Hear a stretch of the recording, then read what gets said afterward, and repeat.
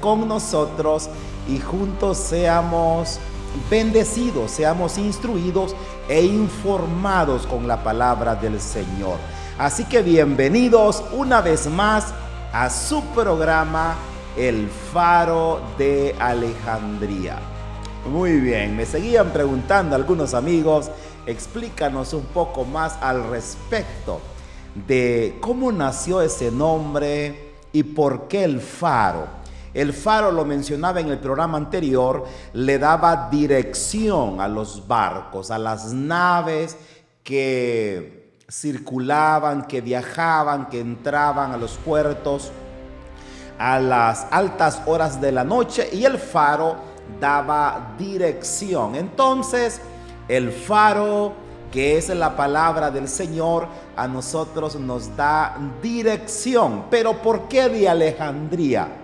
Alejandría en el tiempo bíblico era reconocida como el centro del saber. El centro del saber. ¿Por qué motivo? En Alejandría se encontraba la biblioteca más grande del mundo de ese tiempo. Así que el faro y el centro del saber. Mis amados, junto a su servidor, mi propósito es que conozcamos más de la palabra del Señor. El próximo viernes vamos a estar hablando qué pasa si nosotros como cristianos leemos los 7 libros que tiene esta hermosa Biblia. Y vamos a estar leyendo algunos textos que la iglesia tradicional ha sacado de contexto, y vamos a estar hablando de esos textos.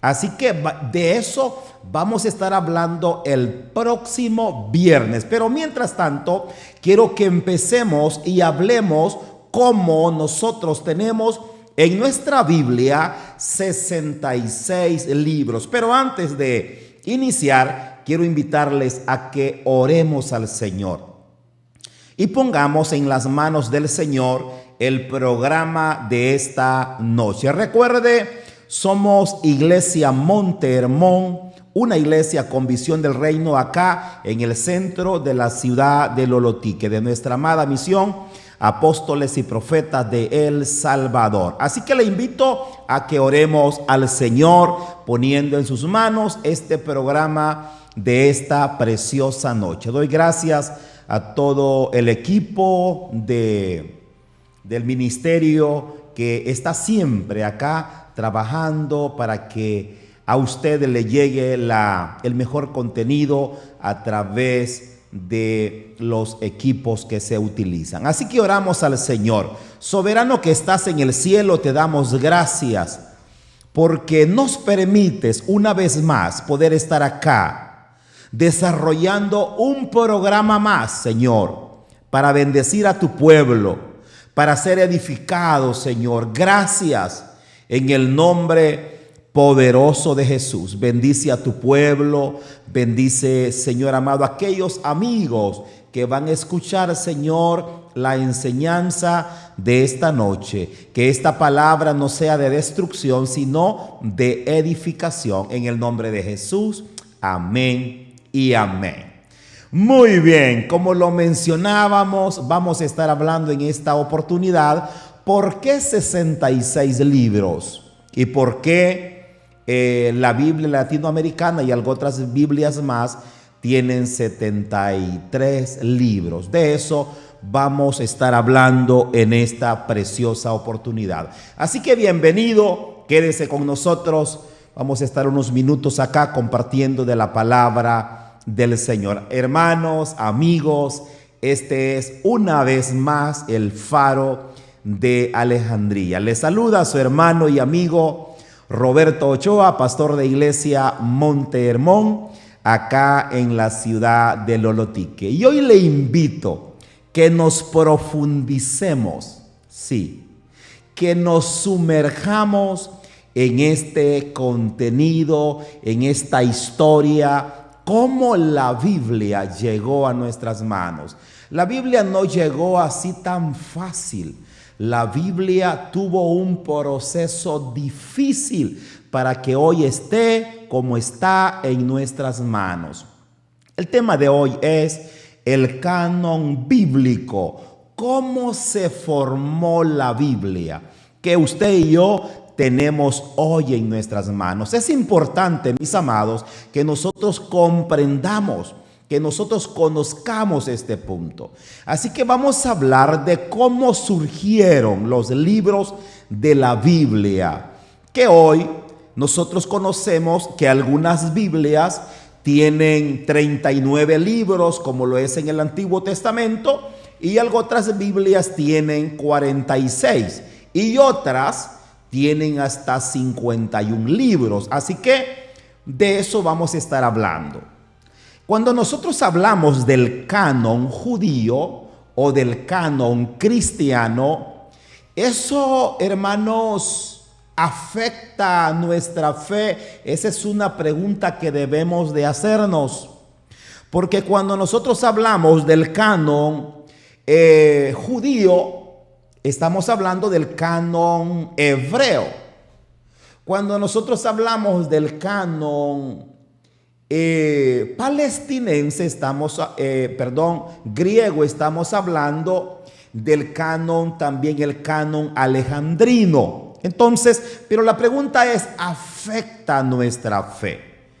Ahí vamos a profundizarnos un poco más en esta noche. Mis amados, preparémonos, porque esta enseñanza a nosotros nos va a fortalecer. A nosotros nos va a aclarar dudas, va a aumentarnos a nosotros el amor por estas sagradas escrituras. La palabra canon, en primer lugar, la palabra canon viene del griego canón, que significa regla o medida. Esa regla o esa medida era utilizada en el tiempo bíblico. Antes, canon se utilizaba para medir los terrenos, como cuando, por ejemplo, los ríos se desbordaban, así en buen salvadoreño se llevaban los cercos. Entonces, después que ya el río volvía a su normalidad, tocaba medir nuevamente para que el cerco quedara a donde estaba. Así en un punto salvadoreño, ¿verdad? Un cerco. Entonces a eso se le llamaba canon. Pero posteriormente ese término se le aplicó a la Biblia, lo que es el canon que mide. Dice que esta es la regla de fe. Entonces, el canon bíblico es la lista de todos aquellos libros reconocidos por la comunidad cristiana, aquellos libros que han sido inspirados por Dios, que tienen su normativa para nuestra vida. Entonces, todos esos libros que entraron en el canon sagrado son los que tenemos en este precioso libro. Pero debemos de escuchar bien. El canon no fue inventado por los hombres. No fue algo que la comunidad cristiana o esos guías espirituales inventaron. El canon o esa palabra canon ya existía, el término.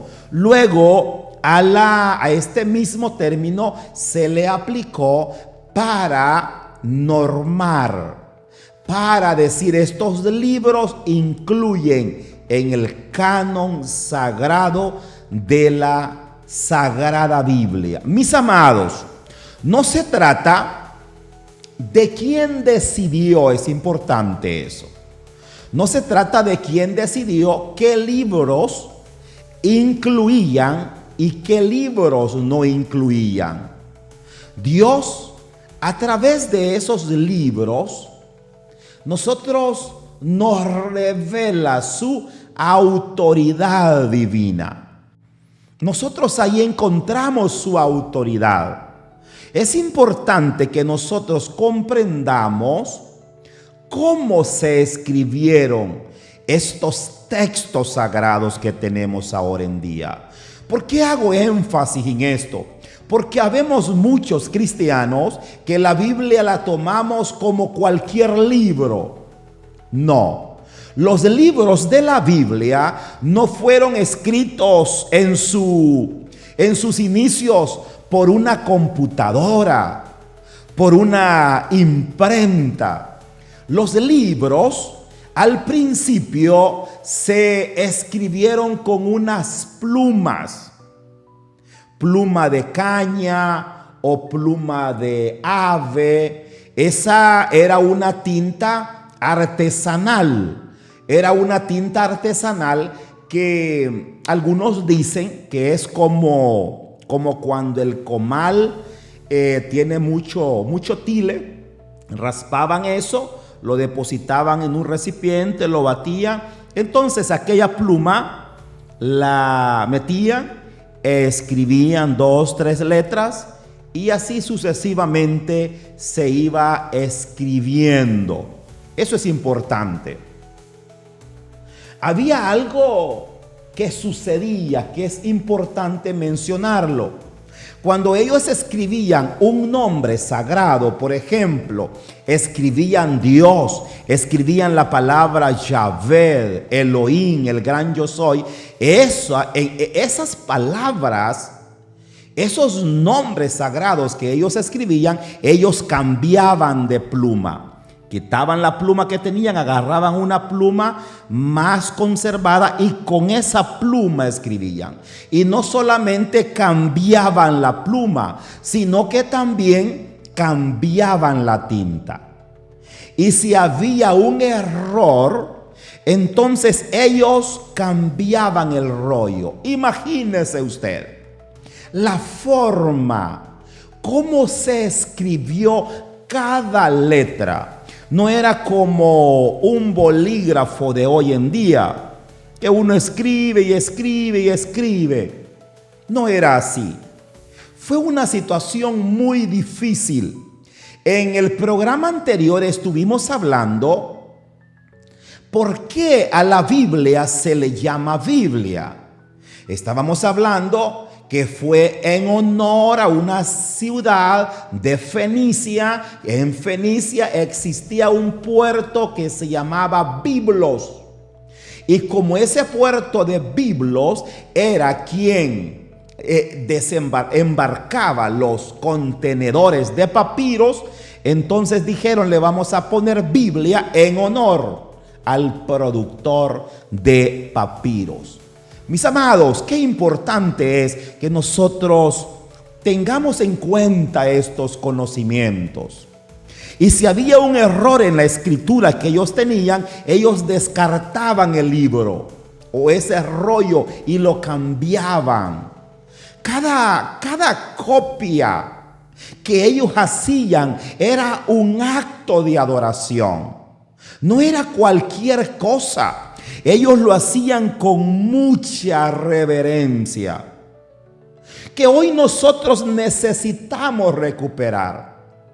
Necesitamos recuperar nosotros esa reverencia de la palabra de Dios. Debemos de recuperar esa conciencia que este libro es un libro sagrado. Muy bien. Entonces, lleguemos al punto ahora. La Biblia era conocida, o el Antiguo Testamento era conocida como la Taná. Eso era un acróstico. Y se dividía en 3 partes. 3 partes importantes. Número 1, la Torá. En la Torá están los 5 libros de la ley, por ejemplo, Génesis a Deuteronomios. Luego la segunda parte, los Nebeín, que ahí están los profetas anteriores y los profetas posteriores. Sí. Luego los Ketuvim, que están los escritos como los Salmos, Proverbios, Job y todos aquellos libros adicionales. Así que la Tanakh tenía 3 partes. Así se dividían. Hay un punto bien importante, que estas 3 partes eran 24 libros, que equivalen a nuestra Biblia, que son 39. Entonces la pregunta es, ¿por qué ellos tenían 24 y nosotros 39? Esa es una importantísima pregunta. Mis amados, es algo que a nosotros nos debe de llamar la atención. ¿Por qué motivo? Usted tal vez ha escuchado que la Taná, el libro hebreo, contenía únicamente 24 libros, y nuestra Biblia protestante, cual se le llama así, contiene 39 del Antiguo Testamento. La diferencia no está en el contenido. Cuando nosotros hablamos que la Taná tenía solo 24 libros y nuestra Biblia protestante tiene 39, no está en el contenido. No significa que la Taná tenía 24 con menos contenido y nosotros tenemos 39 con más contenido. No, es el mismo contenido. Solamente lo que cambiaba era la forma, cómo los libros estaban agrupados. Por ejemplo, el primer libro de Samuel y segundo eran un solo libro. Primer libro de Reyes y segundo libro de Reyes eran un solo libro. Primero y segunda de Crónicas eran un solo libro. Esdras y Nehemías eran un solo libro. Los 12 profetas menores eran un solo libro, esos 12 profetas menores. Esos 12 profetas contaban como un solo libro. Entonces, ellos así tenían sus 24 libros. Mis amados, así es como ellos mencionaban 24 libros. Y nosotros tenemos 39 porque tenemos Esdras, Nehemías, primer libro de Crónicas, segundo libro de Crónicas, y así sucesivamente nosotros logramos los 39 libros. Pero el contenido en 39 y 24 son los mismos. No le falta ni tampoco le sobra. No cambia el orden, solo lo que cambia son las agrupaciones. Las agrupaciones, como están los libros en este caso.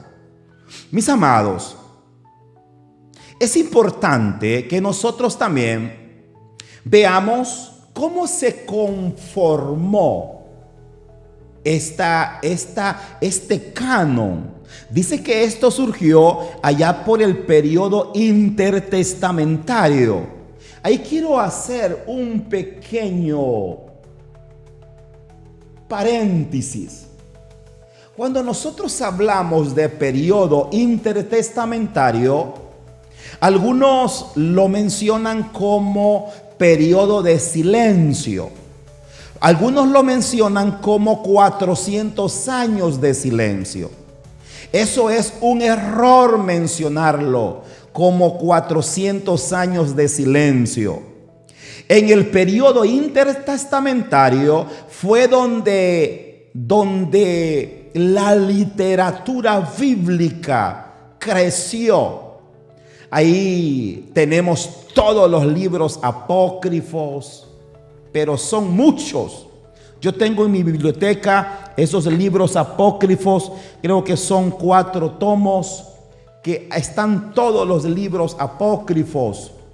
Entonces, si usted los necesita, me escribe y yo se los comparto con mucho gusto. Mis amados, entonces, durante el periodo intertestamentario surgieron muchos libros, sí. Y de ahí fue donde surgieron las tradiciones del canon. El canon alejandrino y el canon palestinense. El canon palestinense también se le llama como el canon corto y el canon alejandrino como el canon largo. Pero la pregunta es, ¿por qué canon alejandrino largo y por qué canon alejandrino corto? Es sencilla la respuesta. Corto porque contiene menos libros y largo porque contiene 7 libros más. Algunos le llaman 73 libros y algunos 72. Cuando dicen 72 es que se refieren a Macabeos como un libro, pero Macabeos tiene primero y segundo de Macabeos. Entonces, el canon palestinense se formó en Judea.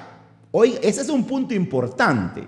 El canon palestinense se formó en Judea y ahí solo incluía libros hebreos, libros que estaban escritos en hebreo, sí, o en arameo. Eso es importante que nosotros, mis amados, no se nos olvide algo importantísimo.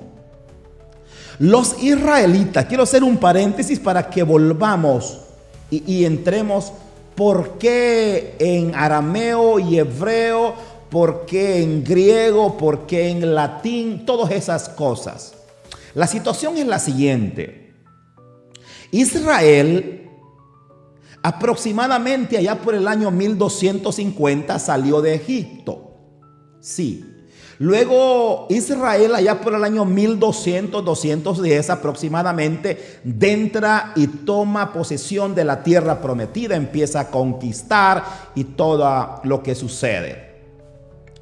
Allá por el año 931 antes de Cristo surge la separación del reino, donde nosotros conocemos el reino del sur y el reino del norte. El reino del sur era conocido como Judá y el reino del norte también era conocido como Israel. Entonces, en el 931, Roboam, hijo de Salomón, se queda en Judá. Y Jeroboam, un guerrero, una persona de confianza de Salomón, se queda, reinando como rey en el reino del norte.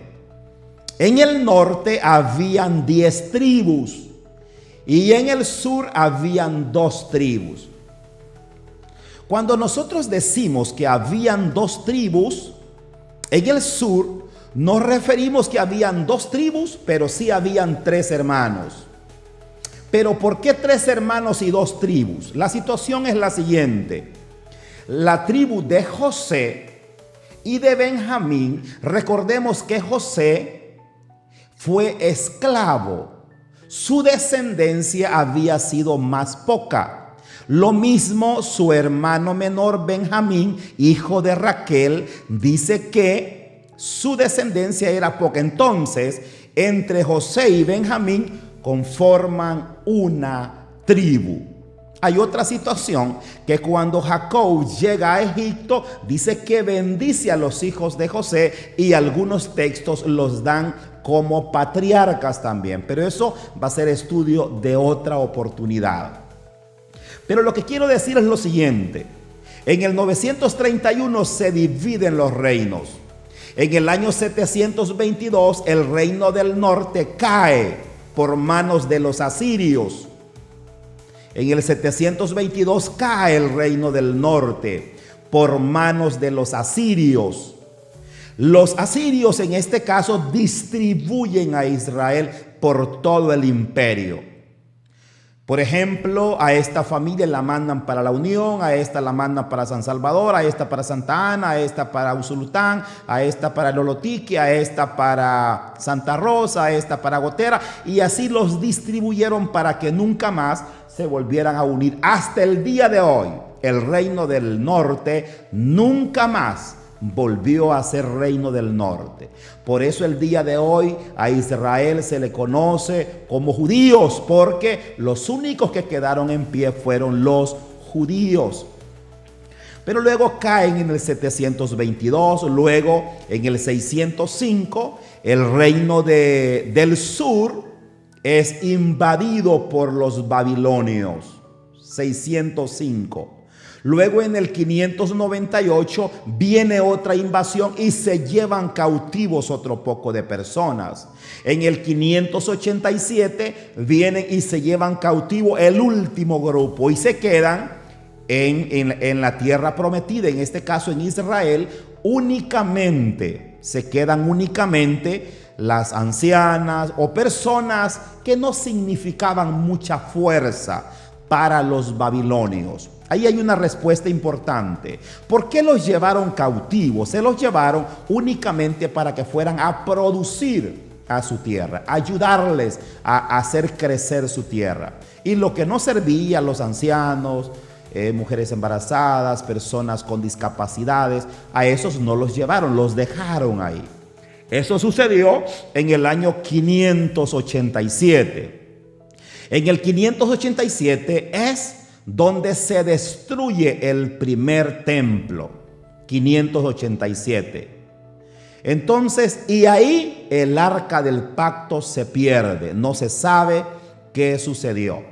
Pero hermanos, lo que yo quiero en esta noche llegar a la conclusión es que Israel del 587 sale para Babilonia. Sí, llegan a Babilonia y están mucho tiempo allá. Allá por el año 539, Ciro, es decir, los persas, conquistan a los babilonios. Entonces Ciro da la libertad que los israelitas regresen nuevamente a su tierra.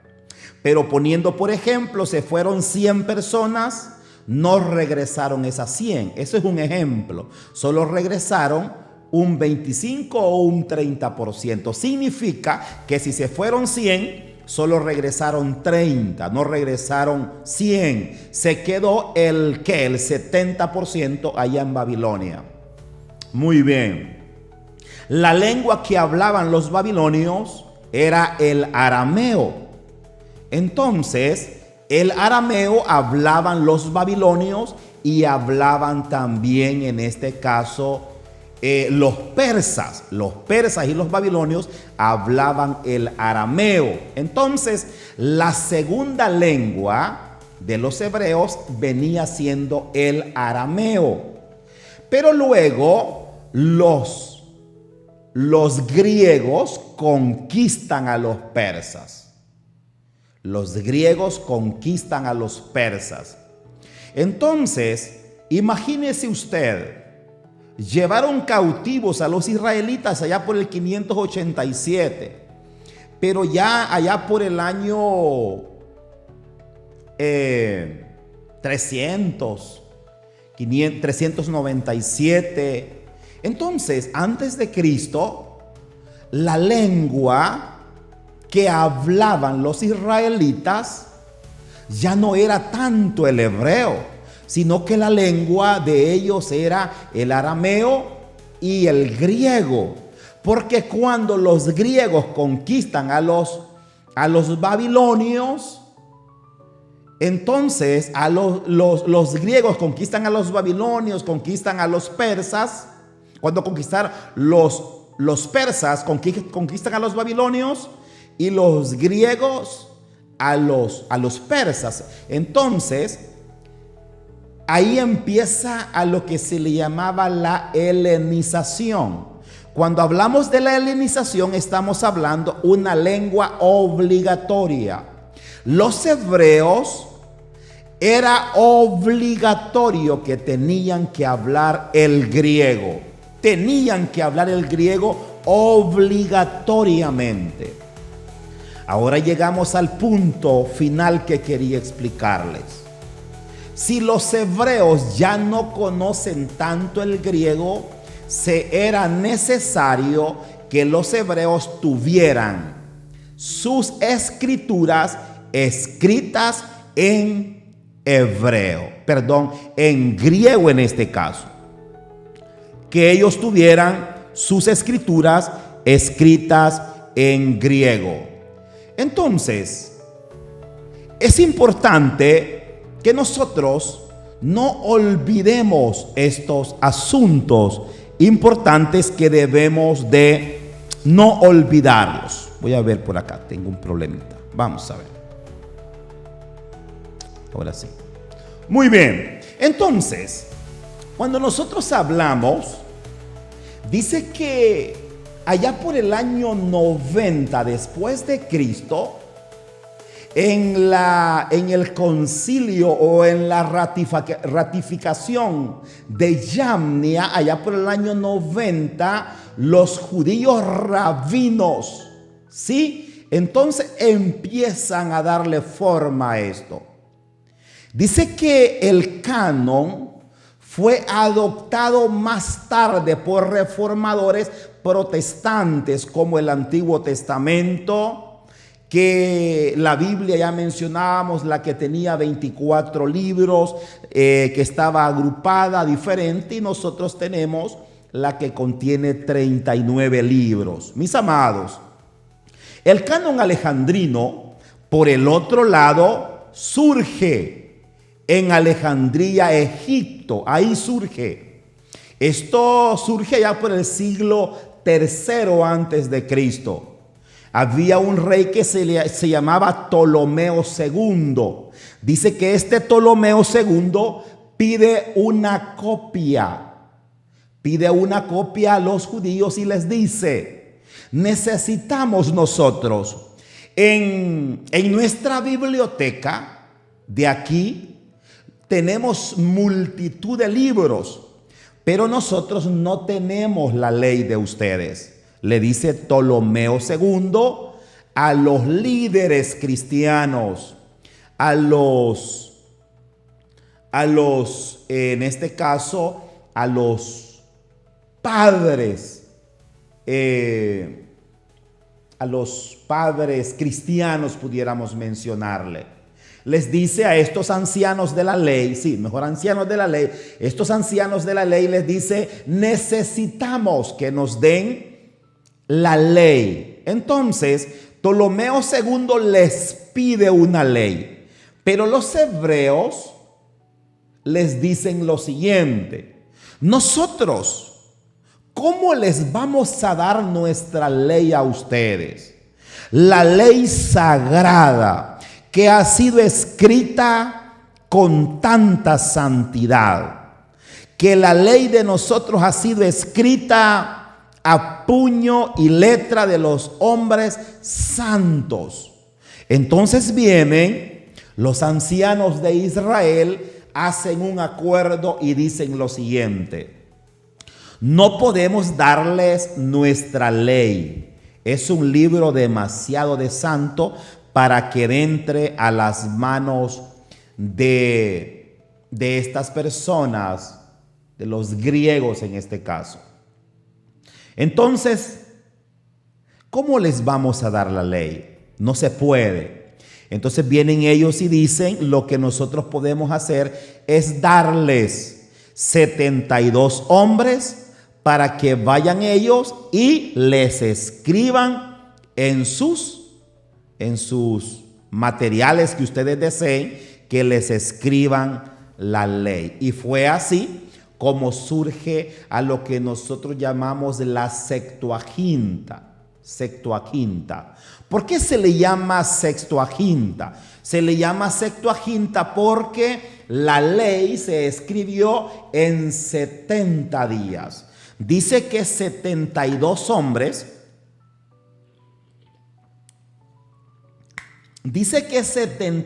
hombres, judíos, ancianos de la ley, fueron donde Ptolomeo II. Y dice que cuando llegaron los 72 hombres, hicieron 12 grupos. 12 grupos.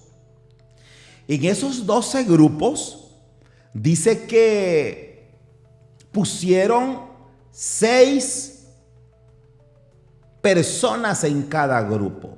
Algunos teólogos lo mencionan que los metieron a 6 en cada cuarto. es decir, 12 cuartos, 6 acá, y así sucesivamente. Cuando pasaron 70 días, dice que la ley ya la tenían escrita, y cuando ellos vienen y comparan los 12 escritos, dice que los 12 escritos eran exactos, eran iguales, igualitos. Aquí hay algo maravilloso, mis amados, que nosotros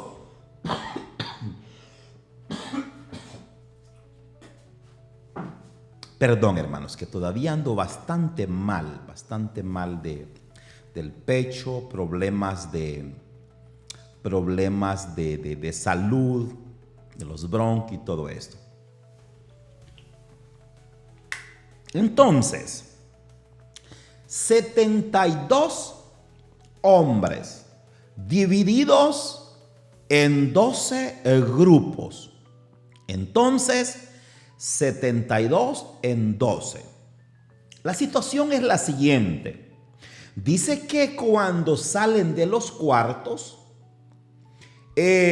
supongamos que eran cuartos, sí, 12 grupos, no dice que estaban en un cuarto, sí, estaban separados, sí, 12 grupos. Y cuando salen con sus 12 copias, dice que sus 12 copias eran exactas, eran copiadas, en este caso, iguales el contenido. Entonces, transcritas en griego. Lo sorprendente era que los judíos, aquí quiero dejar un mensaje importante, los niños a partir de los 5 años, en adelante, los niños ya sabían la ley. Los niños ya sabían la ley. Ese es un mensaje que nosotros debemos de tomar hoy en día. Dice que los padres se sentaban con sus hijos y les enseñaban la ley. Entonces, y los niños a temprana edad sabían la ley. Si usted lee el Antiguo Testamento contiene 613 mandamientos. Pero luego Dios a Moisés se los revela y les dice, escritos en las tablas de la ley, 10 mandamientos. 10 mandamientos. 6 mandamientos que se relacionan entre nosotros los seres humanos. Y 4 mandamientos que se relacionan entre el hombre y Dios. Mis amados, es importante que nosotros no olvidemos estos puntos. Ahora bien, estos 12 documentos quedó uno en Alejandría y los demás los distribuyeron para que los leyeran aquellas personas que deseaban leerlo.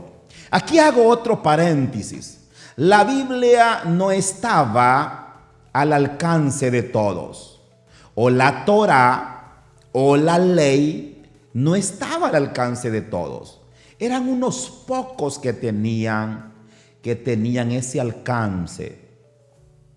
Otra de las cosas importantes de ese tiempo era que el 80-90% de la población era analfabeta, no sabía leer.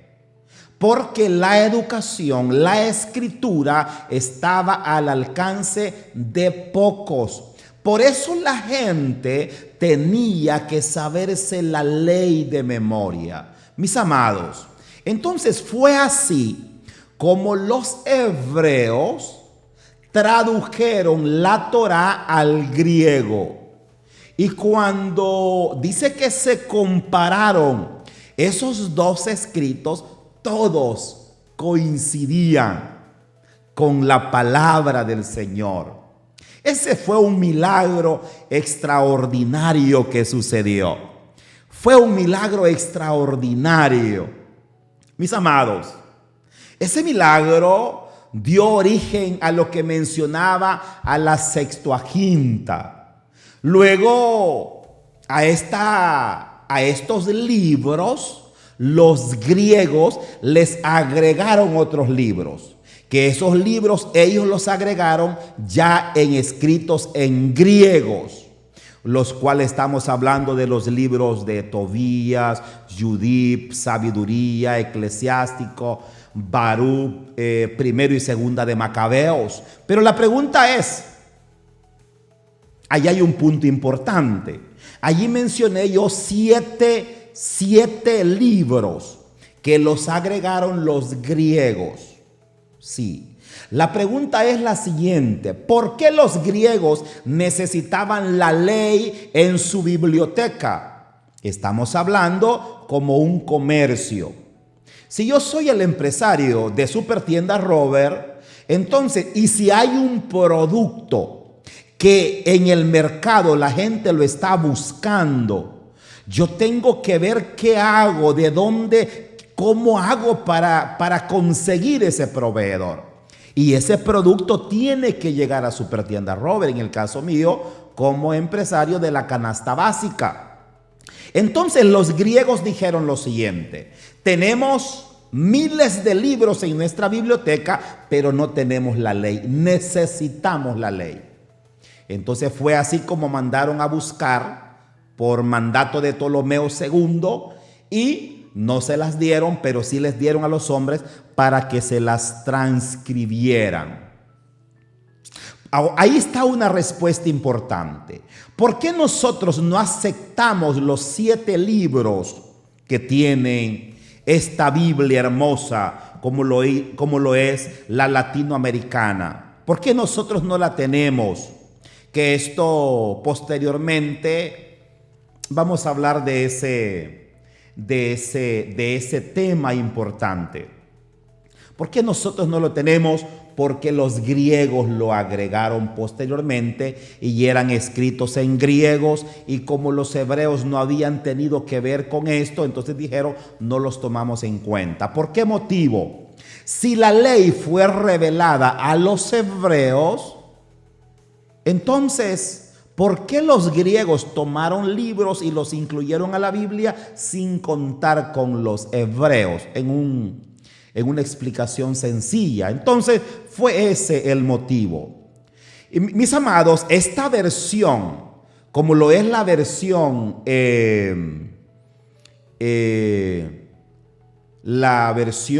griega en este caso, o el canon largo, era utilizado más que todo por la diáspora, aquellos judíos que se habían quedado allá con los griegos, con los persas, con los babilonios. Entonces, por ellos era utilizada esta versión, como lo es la versión escrita en griega en este caso.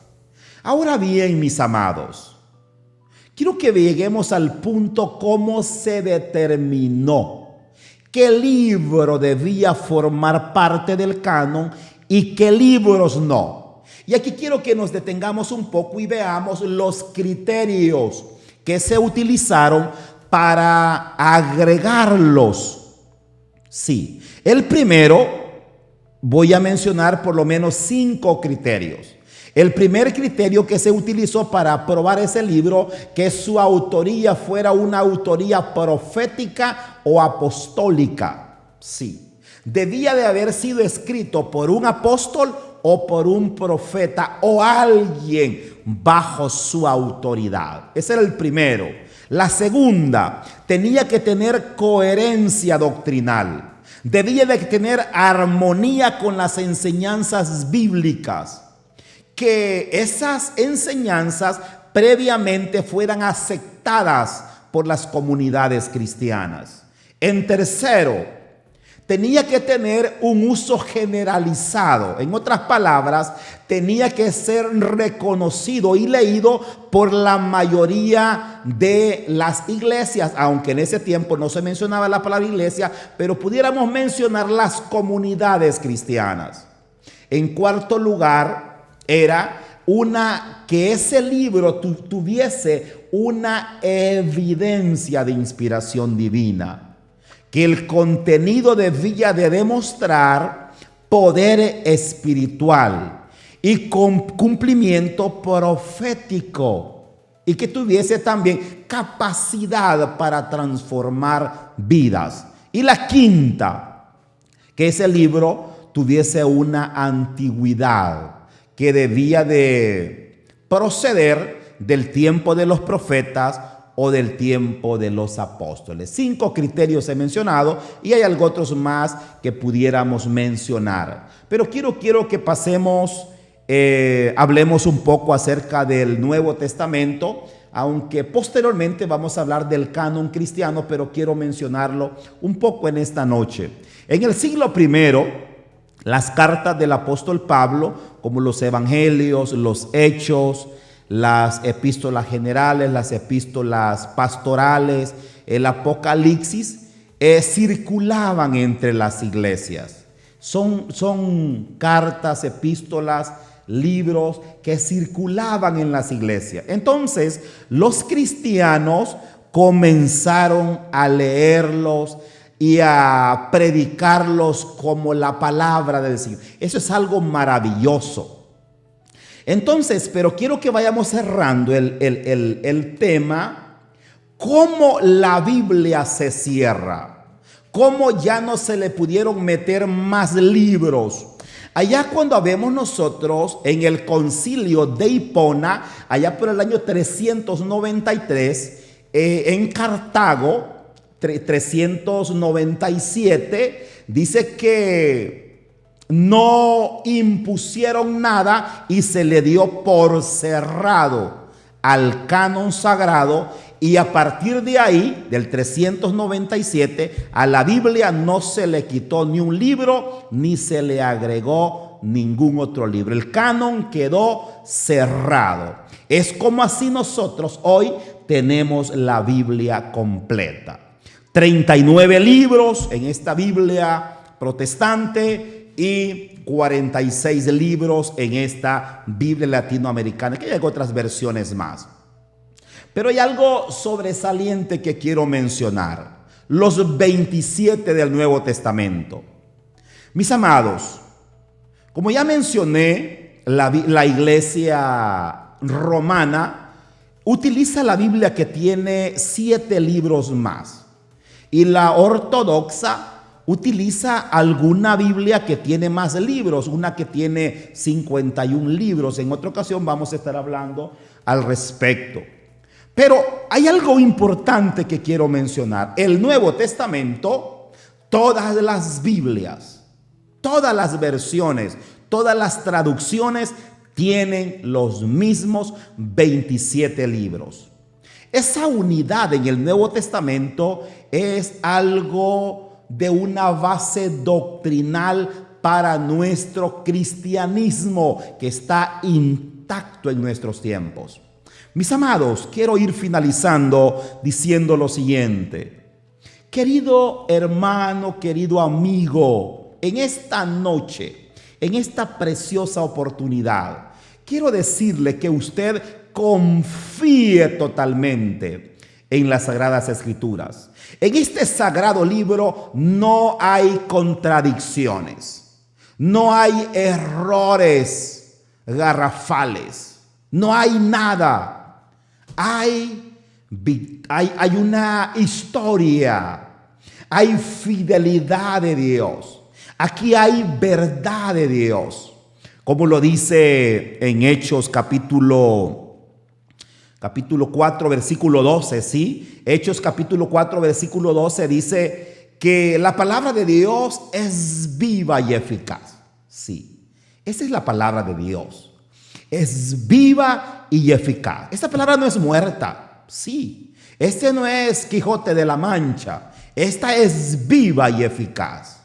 Como dice también en la segunda epístola a Timoteo, esa la mencioné la vez pasada, 3:16, dice que toda la escritura es inspirada por Dios Y es útil para enseñar, es útil para redarguir, para corregir, para instruir en justicia, a fin de que el hombre sea enteramente preparado para toda buena obra.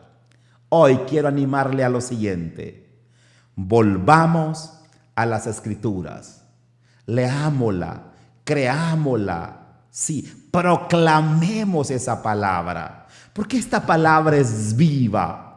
No permita, mis amados hermanos, que hayan dudas, que alguien le robe su convicción de fe. Sí, no se deje confundir, porque hay ruidos que alguien dice otra cosa. Mis amados, la Biblia no se contradice. Y quiero decir lo siguiente: 2 hermosas Biblias y ni una de las 2 se contradice. El otro viernes vamos a estar hablando si un cristiano puede leer esta Biblia o no. De eso vamos a estar hablando. No se deje confundir, mis amados. La Biblia es clara, la Biblia es poderosa, la Biblia es suficiente, mis amados. Esa es la Biblia.